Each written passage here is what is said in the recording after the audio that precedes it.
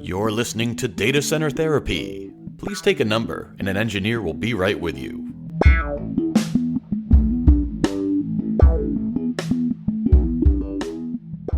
Okay, yes, welcome back to another very special edition of Data Center Therapy. Not to say they all aren't very special, but they're not like this at least, right? So this is our, I think, second or third iteration of Data Center Therapy Live, but we're doing it from the virtual VMworld REDUX 2020 event here in October. And joining me is Mr. Cozzolino, but of course, Mr. Alec Taylor. Alec, how are you today? I am doing super well. Good to see and be seen. You drinking tea and honey? How's the throat feeling at this point? Because we're at the tail end of the full Too much coffee. Too much coffee. Yeah, I'm not smart enough to drink tea. So that's a good idea, though. Well, Shane, one of our other consultants, Shane and I were talking about tea, and I think we've renamed it to Dirty Swamp Water. I think is the new designation for tea. Dirty hot swamp. Well, yeah, I suppose, right? But this is, Alec, we're going to try to give you a little bit of a break on this. I mean, we will be picking your brain, but at the same time, Kaz and I are going to try to digest a bit of what we heard you share with us today and talk about some of our favorite bits. So welcome for everybody who's not listening to this live. You should subscribe, and we will, advertise and do all the bumpers and all that kind of fun stuff to let you know when we will be coming up with live episodes. But for now, surprise. But yeah, so Alec went through, with his with Prezo, a lot of what has been announced, of course, and digesting it and breaking it down from this year's VMworld, which was virtual for the first time ever. And he said something like 120,000 registrants and attendees, something like that, versus that's like sixfold over the in-person. Now, free has a lot to do with that, but you got to think that even when we return to in-person conventions, that there's going to be some kind of component to it, I think, to keep that number up there. I would think, not in person necessarily, but a virtual aspect to it, I would think or hope. I guess we'll have to see how that looks out in the future. Yeah, I think it makes sense. One, from a marketing standpoint, if you increase attendance by 600%, that's going to get somebody's attention. Certainly, it got Mr. Gelsinger's attention. So I would imagine next year they're going to give people the choice. If they decide to do one in person, if it is safe to do that, then I think there will be a virtual access component to it, because there are people who might not feel comfortable traveling, can't afford it, can't take the time away, can't get budget to pay for a trip to to Vegas. So I hope they do it in perpetuity. Curious about this, though. I mean, 20,000 attendees, whatever, times how much money a ticket is. And not everybody ends up paying that, right? There's kickbacks, there's whatever, there's vouchers. But it certainly helps offset some of the significant cost it takes to put on a convention like this. Now, if you don't have to rent a venue, or, obviously that cost is much lower. But how does this look? Does VMware leave that revenue on the table going forward, or do you think they'll charge partially for a virtual event? I don't know.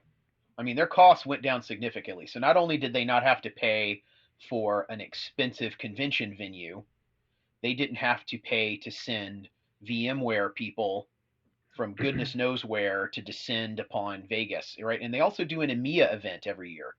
Well, now they don't have the expense of shipping this, putting this the show on the road and having it in Barcelona, which is where it is every year. They still had vendors that sponsored, so they didn't get the vendor show floor revenue. But if you got to think bang for the buck, someone who counts beans for a living at VMware probably liked this format a lot. They already free record vSphere for everyone then coming, yeah, right? Right? Like yeah, I wouldn't hold my breath. Free t-shirts, right? But they record the events anyway. This time they could digitally record them with a webcam. They didn't have to pay a production company that comes in with high def 4K cameras and records all of it. So all of that personnel expense was gone. And they still got to deliver their messaging. And for people who wanted to have interactive sessions with key people at VMware, kind of the premier access pass, could do all of that virtually. So if you want to get the word out, impressive for them to make that shift that quick to be able to do that. Oh gosh, yes. Yeah. I mean, to this day, year in year out, it's probably one of the most attended, if not the most attended, IT conferences in the world, right? I mean, it's But look at how much money they had to Everyone invest in. But look at how much money they had to invest to do this remotely. With all that monetary savings, they could throw a lot of money at somebody building a virtual online conference for them. And as I'd said during the Redux, they made this decision really early this year. So they kind of knew we're going to place our bets on people not being able to do this in person. And so they gave themselves a lot of runway to do a digital published only version of it. And I think it's genius. I mean, even with our Redux event, we've done this traditionally in at least 5 different cities. And that all involved travel and time and people having to get in their cars and take time off of work. And, we try to do them close to where folks are. But for our customers in Montana, we would have folks that would drive 3-4 hours each way to Bozeman to attend the event. Now they have to walk as far as their computer. And I realize that I am so much more striking in person. I get that. You just don't get the You're same. much more impressive and robust three-dimensionally. It's true, right? You don't get the same, the milieu is just different. But seeing my little floating round head, and we can cover the same content. People can ask questions. It isn't as if the content is going to suffer because we're looking at 2-dimensional versions of each other and cooking and making our own hot pockets for lunch. And that is the one area where it suffers. The lunches that we had at our events are probably better than what many cook at home. Outside of that, I want the hybrid in the future, though. I want in-person events that are recorded for posterity and still viewable after the fact. Because I was lamenting to May earlier today. I think poor May dealt with my mini meltdown. I'm tired of being welded to this chair, to be quite honest with you. And I think everybody out there probably feels a certain flavor or version of that. Yeah. And it convenient, yes. Consumption of, and at a certain point, I hit that wall, and I'm like, I can't sit here anymore. I need this. I need to, and I'm glad so far it's worked though in terms of being able to pivot from that and deal with what we have to deal with for now. Hopefully, as short term as possible. So, well, maybe you and maybe Matt and Matt can arrange a play date. Throw the ball for the dogs, right? Throw the ball. Maybe build a PC. Configure a switch, steaks or something. Yeah. There you go. Yeah, you could have a little fun. So next Data Center Therapy, we could report live from Yette's backyard, the Matt and Matt Playdate edition. I think that would be fun. I would tune into that. ESXi-on-ARM in the backyard. Yeah. I love it. Well, tinkering around with that, one of the weirdest things, and again, I'm with Gelsinger, I don't really have an idea where this works yet, right? But one of the coolest, most compelling out there things is that smart NIC. When you think about computing on the edge, and everyone likes to tie in 5G, which up to this point I think is 5G all right, with a big fat bold asterisk, because you got to be standing right next to a tower or this or that. I know it's low latency networking. Should it work in theory, right? Or in practice. But I'm trying to think what could you, I guess, you don't have to have long haul backlinks that are big and fat. You could do a lot more at the edge. Do either one of you guys have something where it's like, yeah, I could see this would be a wonderful practical application that would make things better? And I know that's like, give me the whole cake without baking it, but I think now nothing comes to mind, and yet it still seems neat to me. Microservices and containerized applications running at the edge. Load balancers, web services, authentication modules, those kind of things that would run at a cloud provider edge. Say for like VMware's SASE strategy, here is where we're authenticating users at the edge. Matt has a mobile device. He wants to access some company resource. He gets routed to the most efficient, closest CDN. He is authenticated, load balanced, at the edge with microservices running on ARM, running on the hypervisor on ARM. And then that's providing, your connectivity back to core applications that may run elsewhere. Define the edge for me in this case, specifically. So the edge would be so in VMware's SASE strategy, they want to have a footprint in data centers all over the planet. So if you're connected to Verizon in New Jersey and you want to connect to a corporate resource, you get routed to the closest data center, from a performance and connectivity standpoint, to Verizon's 5G network presence in, let's say New Jersey, or you're in upstate So it's the New York Netflix model with your Netflix box on every single DC. You could almost take that and grow it even bigger, and not even rely on these data centers that are all over the place, but like just distributed compute across. Yeah, distribute compute across your neighbors and your everything that's got connectivity for you, because it's compute in network, right? Compute in hardware that can live everywhere.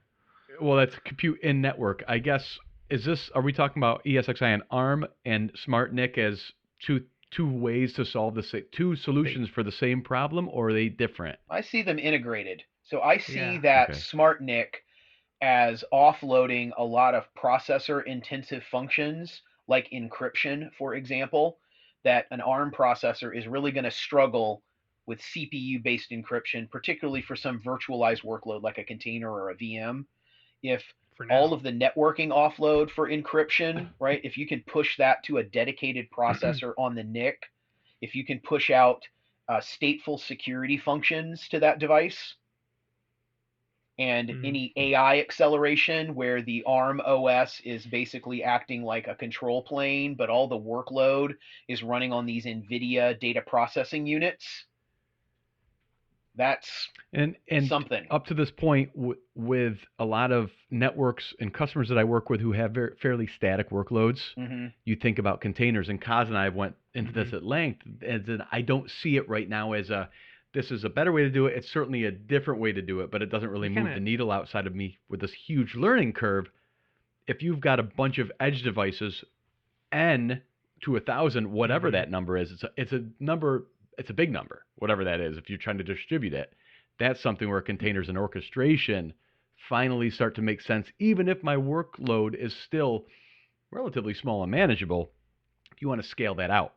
Right. And that's a reason to scale, at least, I guess, right? You can push portions of it, and you can have core services still run in the data center, and then edge services running out. Right. Up to this point, I have my data center, maybe site A, site B, maybe a site C, but with edge, you're going past the alphabet at that point, most likely. Yeah. And that makes sense. Well, that's one of my things about, I've been talking to some of our account managers, and that when you hear the word automation, initially you think about it literally, and I'm like, what do you mean automation? I have to stand up a new VM every month. Chicken and egg thing, right? Yeah, right. It's like, I'm going to automate it. I might as well just do it. It's going to be done, and I can move on. And I found it's not so much the automation that I'm looking to gain from. It's the standardization. There's no fat finger anymore. Now it's, that process, I only have to do it once every 6 months, but I know that it's going to be consistent to the last time I did it. Instead of, wait, what did I do back then? I knew there was one thing that I missed and I just had to tweak it. No, that's in my Terraform state file or whichever, That's kind of the eureka moment where, no, you don't necessarily need automation. You need standardization, but that's kind of under that automation umbrella. It kind of, when I end up having DR conversations with customers or backup or whatever, there's a lot of question about what has to happen to make that work. And it always comes down to, here's a tool, and you got to make sure that the humans that are touching all of these components are doing the same thing every time. And if you can automate whatever process that is, then that solves a lot of your problems. If everyone's doing it manually, there's no chance of you getting it consistent. Right. No chance. No matter how much everybody's trying to play along. Exactly. No chance. Someone screws up somewhere because we're humans. We wouldn't have any of the outages if we just took all the humans out of the data centers, right? So the other thing that jumped out to me was the DRAS. And I feel like this is a topic that's been warmed up on the hot plate over and over again over the last few years, and it kind of keeps, we have to take a different approach because honestly, cloud services are rapidly evolving and changing, and that means the target kind of keeps moving, right? I know a major pain point for my customers that I talk to, most of them, is, okay, DR, I don't have a site B. People who have a site B, they have a lot more options because they're already established there, and that could be, well, I can roll out old hardware. But most people that I talk to say, hey, I've got a barrier to DR because I go to my CFO and I say, yeah, I have to spend significant dollars on cold gear. That's not to say it's wrong to do that. It's just that's a challenge to justify because they say I have to buy all this stuff just in case. Well, we all know how important DR is, but the bean counters don't always value that, right? But if you can do it on demand and say, well, we only really pay significant dollars if we need it, and that's when our business is either out of business or operating, it's a lot easier to stomach. And I think that's where DRAS starts to come in as a viable option. I like that part of it, that this VM, the Redux. Yeah, I agree. Any disaster recovery solution that gives you the ability to effortlessly test it. I think you mentioned that during the pre-zos. You have to test it. Yeah. If you can't easily test it, how do you know if it's going to work? So many things change. We have a new application. That goes all the way to the backup too. A simple backup needs to have that practice too. Which is why inline recovery is so huge for people who run virtual infrastructure. Running technology like Rubrik, for example, I can just reconstitute a virtual machine right on the appliance and turn it on. It has all the performance and capacity to let me do that. There's no migrating. There's no, wait for recovery. It is recover, registered, powered on, ready to go. DR needs to be just that easy. And the fact that we have network technologies that allow us to, for this virtual machine or container, which less important with a container due to the load balancing layer. So we'll just call it a VM for now. For a virtual machine to power on in DR and keep its network address and maintain reachability in our DR facility, whatever that is, we own it, somebody else owns it, is huge. Because now the amount of work to perform a test or to do a failover is significantly less. No one has to figure out, well, how are we going to readdress all of these systems that maybe in their config files, somebody in an HTTP conf file has an IP address somewhere. You re-IP the machine, comes up, web service doesn't have an interface to bind to, you're down. And then somebody's trying to figure out, well, I wonder what's preventing it from coming online.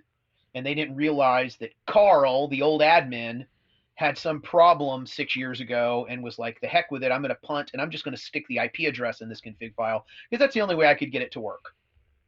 And so I used to work with a DBA named Carl, by the way, so that hits very close to home. Sorry, I didn't mean to give you flashbacks, Matt, but you feel what I'm saying. With this kind of the tools that we have now with networking and NSX and whatnot, it's almost that we don't have to subscribe to this active standby model so much anymore. We can build 2 redundant data centers and have an HA pair of data centers. Hot. Yeah. Yes. That no more stranded capacity. The one. But it's been networking, not to pick on networking, but it's been networking that's been the challenge. Networking and storage. For time immemorial. What's that? I guess networking and storage, but the storage issue is a bandwidth and networking latency issue, right? Storage is I can put bits here and bits there, and as long as the bits are there, that challenge is overcome. But networking is so transient and right. And so to your point, Matt, yes, it feels like, especially with NSXT and that maturation of that, we're finally getting to the point where it can be a little more turnkey. Let's build you 2 and run compute out of both of them at the same time. Right. Yeah. Right. And then you say, hey, CFO, you're getting use out of the second site too, wherever it is, whether it's cloud or our own dedicated data center. We've got active, and either one can pick up the slack for the other should it go down. Well, there's your play date idea. You guys are going to get together and build hot data centers across your 2 geographically distributed homes, and then you can barbecue and do failover testing. That I cannot wait for that episode. I don't think we have. I don't think we have barbecue as a service yet, but soon. Isn't that BBQ going out for dinner? You could invent that. That could be your retirement ideas. These were the barbecue as a service guys. You heard it here first. Huge. Yeah. Pay me. I will come barbecue at your party for you and drink beer. It's a subscription model. Right. I will drink your beer and flip your burgers. It's called the Hickory Cloud. and it's just a big cloud of smoke, and they hand you meat. I think that's an idea whose time has come. Indeed. I like it. All on ARM. Well, I mentioned it earlier in the Redux, but I'm fighting with ESXi-on-ARM right now, trying to install different versions of Ubuntu or Debian, and then having it do this EFI stub thing. And anyway, I finally got Unify Protect, the camera software, up and running and updated and all of this kind of stuff. So that's been fun. So I actually have an ARM VM doing something right now. Because it's a little Pi 4, I don't have any local storage on it. So what I've done is I've mounted my Synology at home, and don't try this at work. Please don't. I mean it. Running a VM over an NFS mount off of that. It's a little slow because we're talking all SATA drives and the Synology controller, the Soho grade controller. And I was trying, Alec, to get the iSCSI target service from vSAN working, which seems to work, setting up a target, but I can't seem to get my Pi to see, the ESXi, to see the drive, the device, for whatever reason. But it sees the initiator target and everything. So just playing with stuff like that, but I'm certainly not going to call VMworld for support anytime soon. I think they'd laugh at me and say, yeah, call back later. I think Yette, if you were another session on that kind of stuff, because I'm going to have some home automation questions for you on video cameras. That's going to be a new project for me here in a minute. Oh, yes. Well, happy for that on the next episode. Yeah. You heard it here. Yeah. So, Yette, if you were to pick your ultimate ARM-based machine for home use, you're just given a blank check. Would it be another Raspberry Pi? Would you buy something else? What would the model be? Somebody wants to fool around with this at home. What would you suggest they go buy hardware-wise to do this?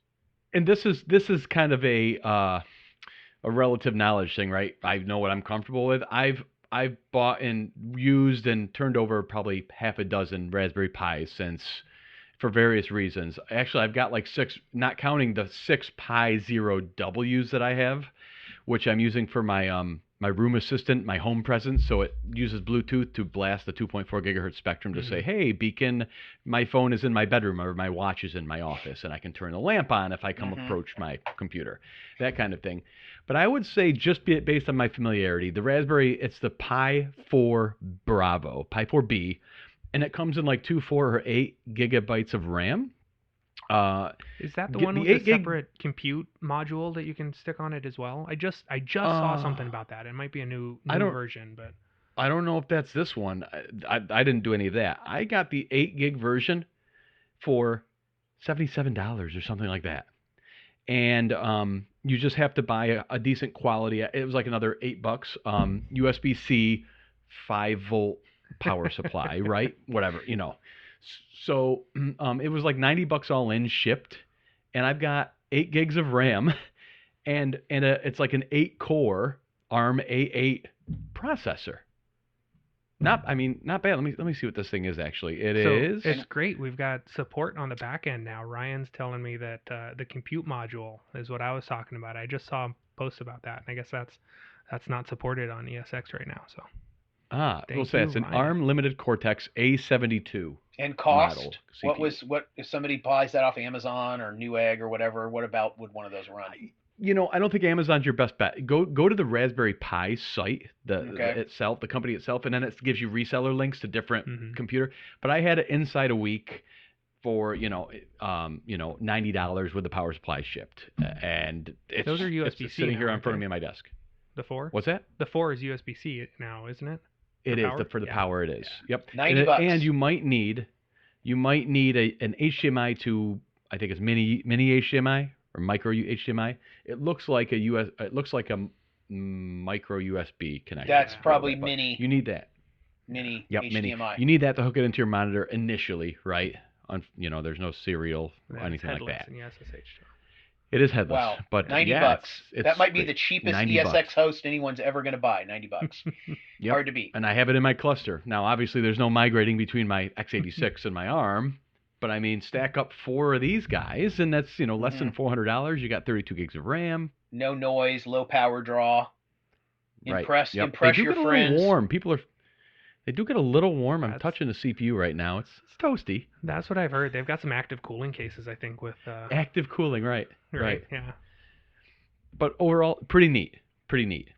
And So- I'm past my frustration moments for getting Ubuntu installed and all that. So Cozzolino, let me ask you, what of all of the things that VMware has announced at VMworld, what do you find the most potentially useful in the near term? There's some really cool future things going on, but what do you see as like today can use that practical value? For me, it's the as a service pieces, and then the DR kind of components in general. Being so into the weeds with the NSX piece, it's really cool to see that growing and having more potential available to it. There's some things that I'm a fan of. Let's do this as a service. Honestly, I think like Office email as a service, strictly because I don't have to deal with it. I can acknowledge that it's down and it's getting worked on, and it's not something I have to stop and fix. Right? I can pay someone to do that.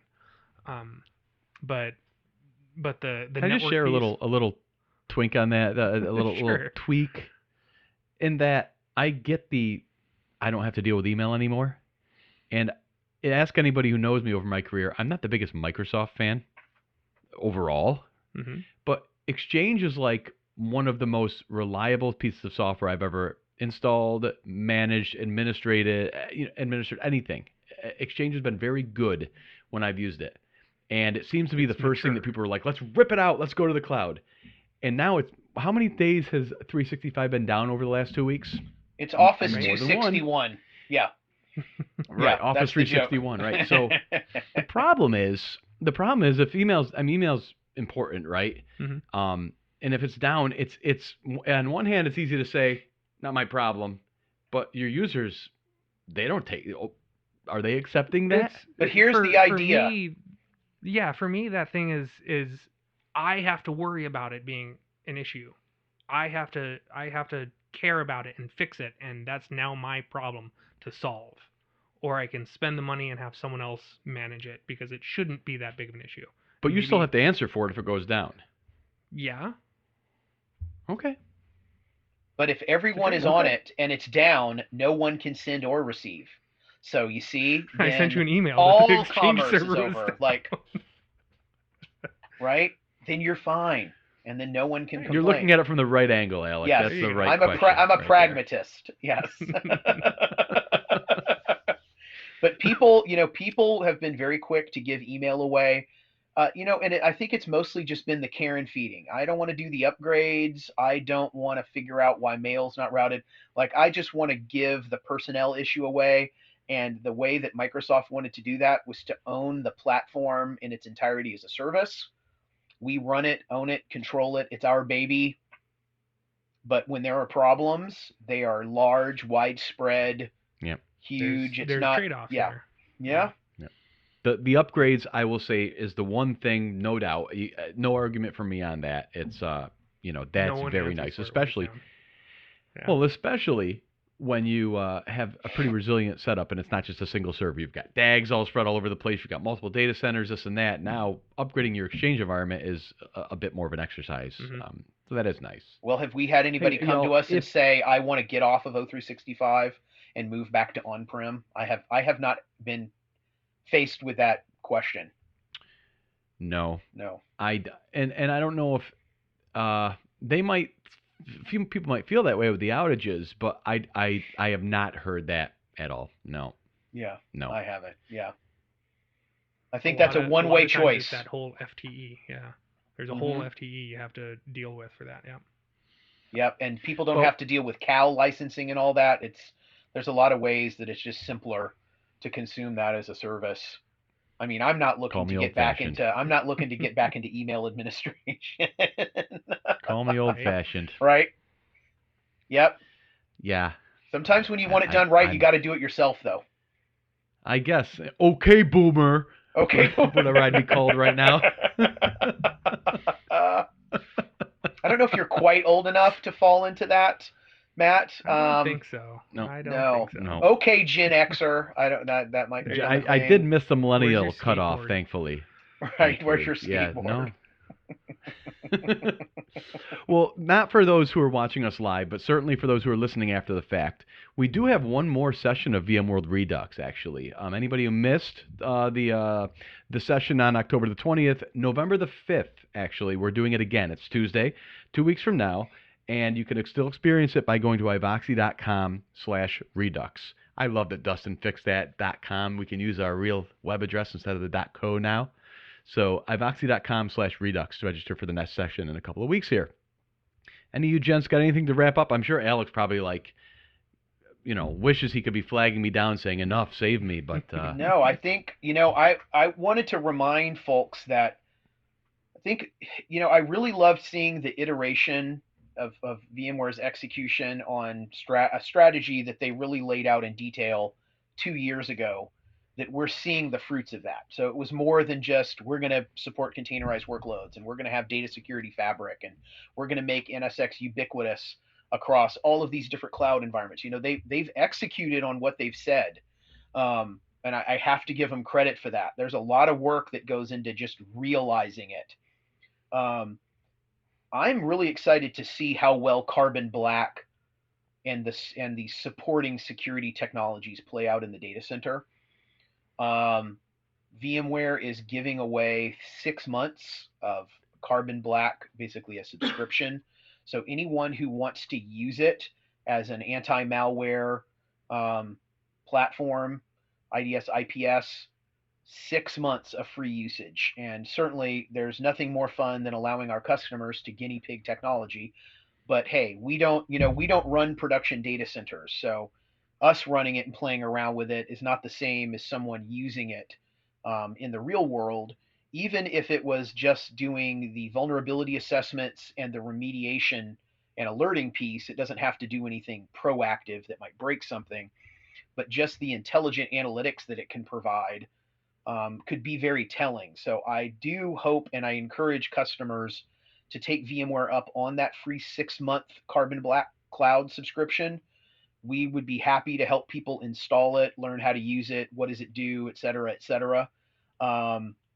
So I hope to be hearing from people who are willing to dip their toe in the water, that maybe don't have a data center security strategy, or they're tired of agents and, the usual hoo-ha, and want to move to something that's, that next gen intelligent hypervisor powered security platform. So I hope to be hearing from folks who are interested in doing that. Outstanding. Cool. Well, I think that probably is as good a time as any to put a pin in it, right? I think we'll do the little music there. Listen to that. So Nice. Again, thank you everybody for listening. I want to see you do that live. What's that? Do your sound. Yeah, there you go. But I didn't. This is not. Yeah, no. But yeah, thanks again, everybody, for attending VMworld Redux. Thank you, Alec, of course. Immeasurable thanks to your resilience and just your in-depth analysis and time spent on trying to break all of this down for us. Thank you guys. It's fun and entertaining as well hearing you share that. So thanks again for everybody for listening to Data Center Therapy. Have a great day, y'all.